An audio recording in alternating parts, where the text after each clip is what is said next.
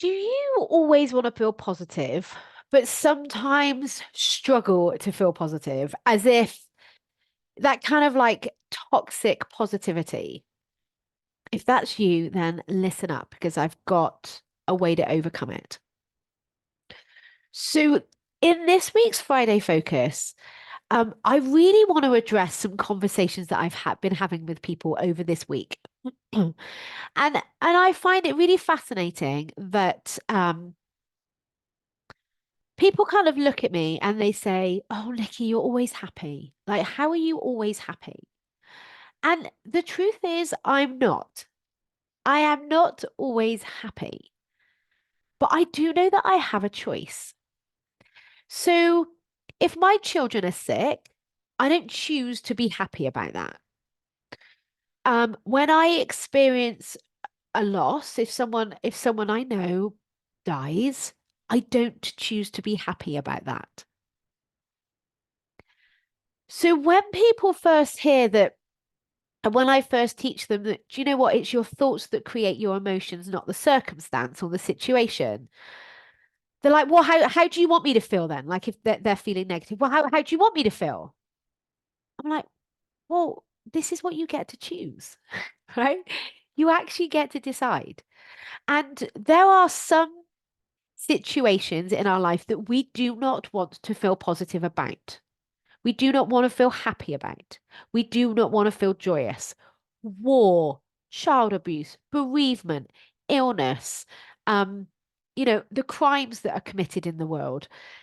If you got something stolen from you, you don't want to feel, or at least I don't want to feel joyous and happy about any of those things.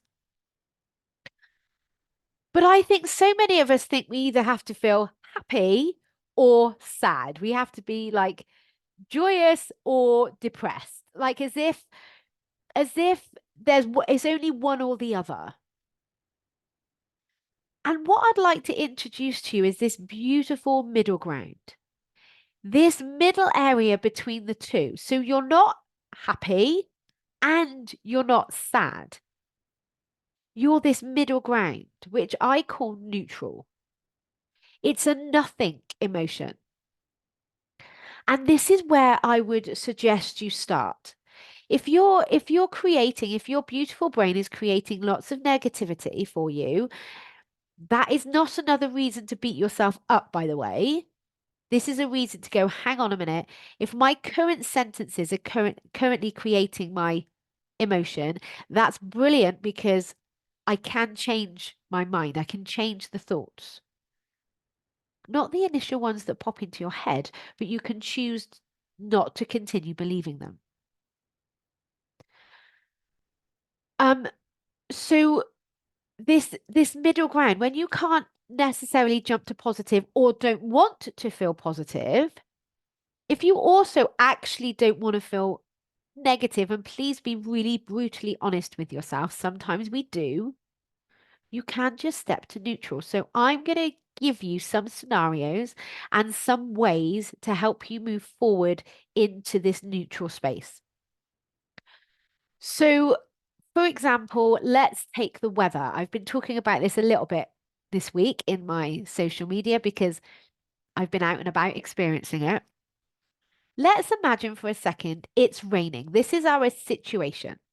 Our our circumstance is the weather. It is raining outside. So whenever we're looking at the situation, we want to always be factual. What would every single person in the world agree with?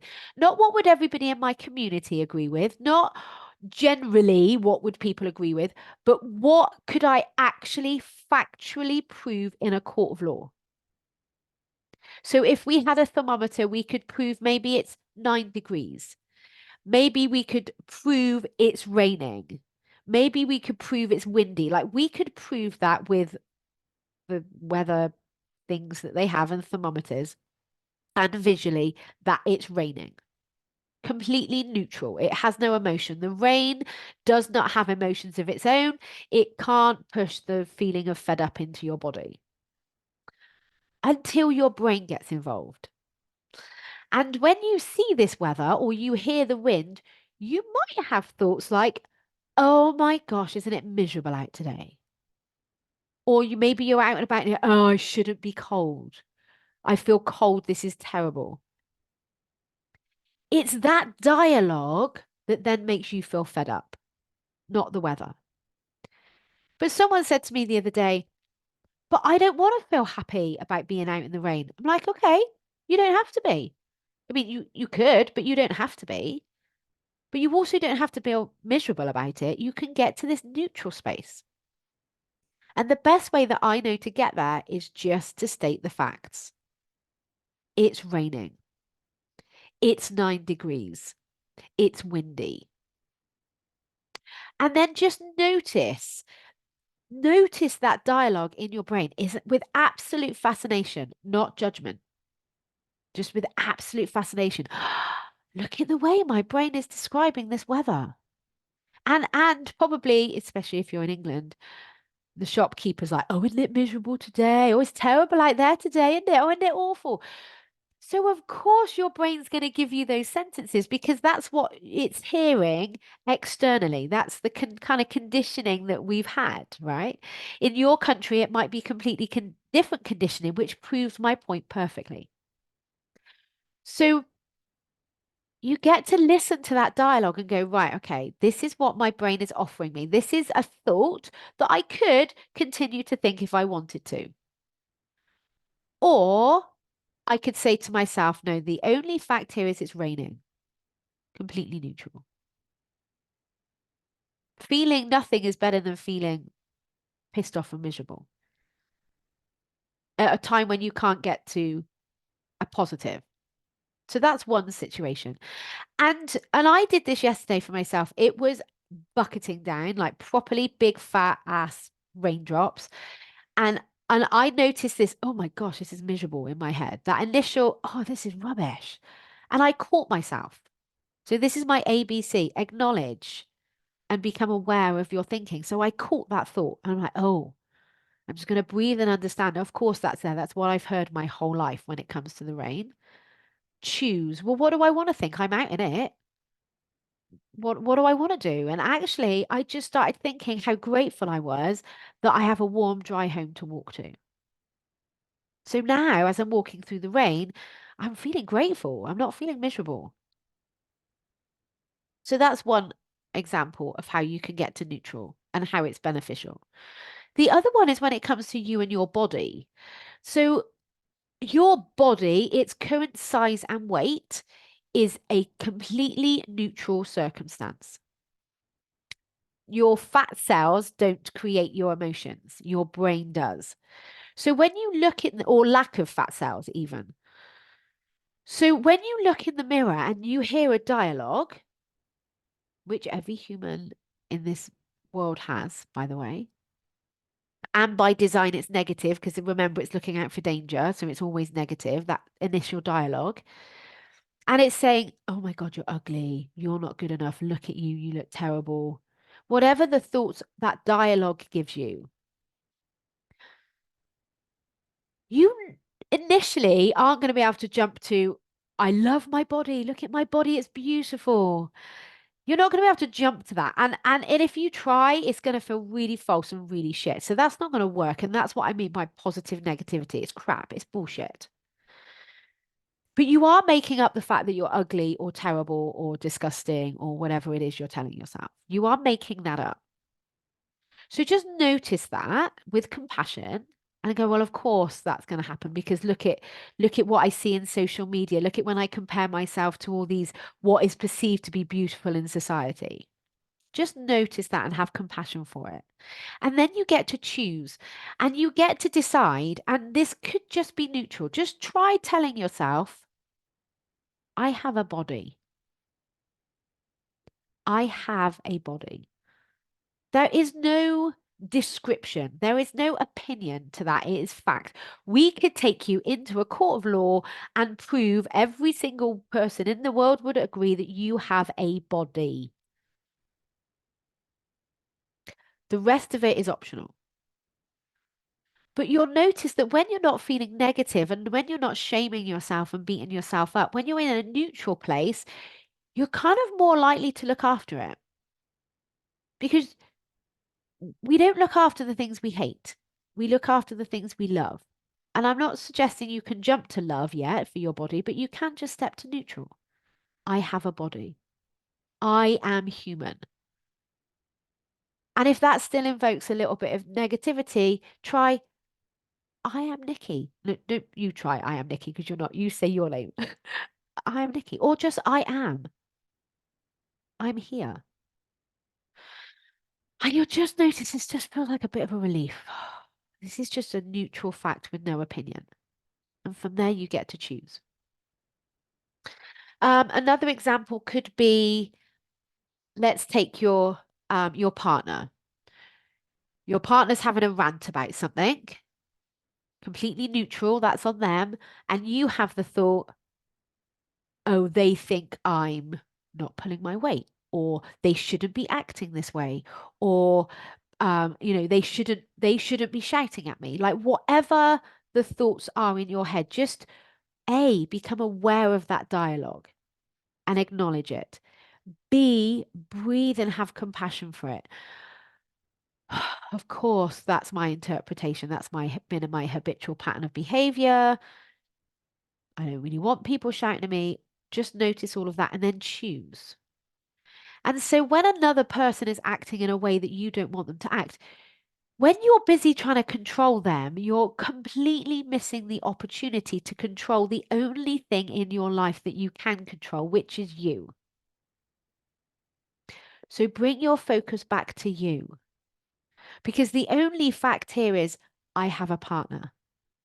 I have a husband. I have a wife. I have a child. I have a brother, sister, in laws. I have just completely factualize it. Because at that point, when your brain is creating that judgment and you're feeling frustrated or you're feeling angry, you're not going to be able to jump to positive. And if someone's shouting at you, or if your child's having a tantrum in the supermarket, neither do you want to feel positive. You could, but you might not want to. So come back to neutral.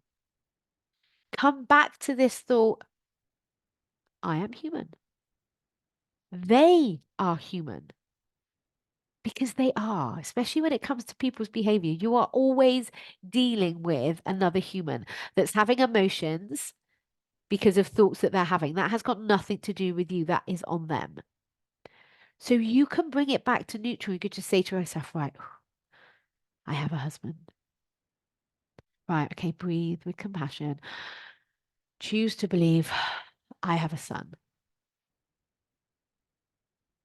And then when the negative emotion isn't as strong, now you're able to access your higher brain and your higher wisdom, and you get to decide, how do I want to show up in this situation? Not how does my primitive brain want to show up, the toddler, the tantrum, not the teenage voice.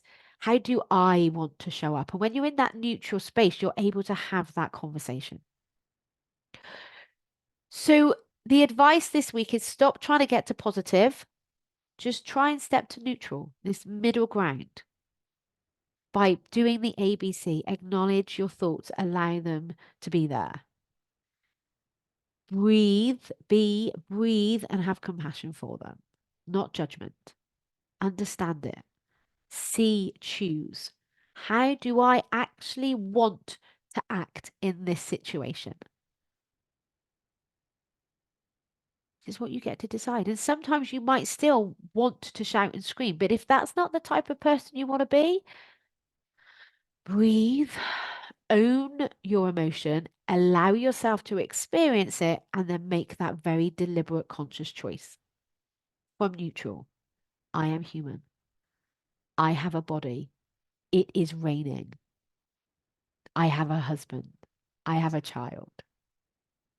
Just try that for yourself this week, very deliberately, very consciously. Take yourself to neutral and just see and notice the effect that that has on you. It will make you feel calmer. It will make you feel more in control. Really, that's all that any of us ever want. And look, if you're struggling with this, come and speak to me because this is what I do. This is how I help my clients. I am Nikki Bevan, the loving, no bullshit life coach for working mums who love their job, fiercely loves her children, but isn't enjoying either because of this constant battle that she has of mum guilt that she creates in her head. And this relentless hamster wheel she feels she's on of kids cooking, cleaning clients, kids cooking, cleaning clients. So when you work with me one on one, I teach you the mind management and emotional management skills that enable you to feel so much calmer in your life, to feel so much more organized and in control, which means you actually enjoy your kids, you enjoy your job, and you enjoy yourself again without all the guilt. So please, please don't hesitate to get in touch with me because I can help you. Have an amazing week, and I'll speak to you all again next week.